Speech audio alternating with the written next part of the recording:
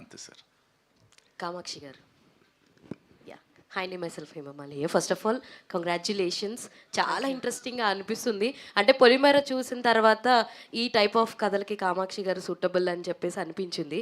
అయితే ఇందాక నరేష్ గారు మాట్లాడుతూ ఈవిడ చాలా ఆస్పెక్ట్స్లో ఉన్నారు, అసిస్టెంట్ డైరెక్టర్ అన్నీ చెప్పారు కదా. ఫస్ట్ కథ మీ దగ్గరికి వచ్చినప్పటికే ఐ నో అనిల్ గారు మీరు ఫ్రెండ్సే కాబట్టి మీకు ముందే కథ తెలిసి ఉండొచ్చు.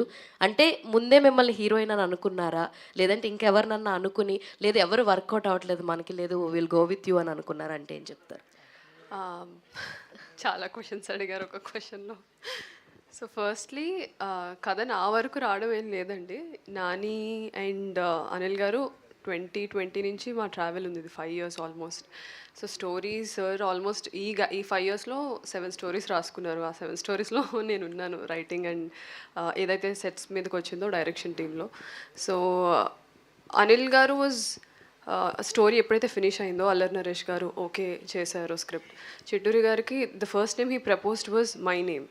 అండ్ చిట్టూరి గారు ఆల్రెడీ యాజ్ అ పర్ఫార్మర్గా నా ఫిల్మ్ చూశారు పొలిమేర, మీరందరూ కూడా చూశారు. So he was like why not. So అందుకే ఇందాక నేను చెప్పినప్పుడు this 4 pillars of the film వాళ్ళ వల్లే నేను ఈరోజు ఇక్కడ ఉన్నాను అని చెప్పింది.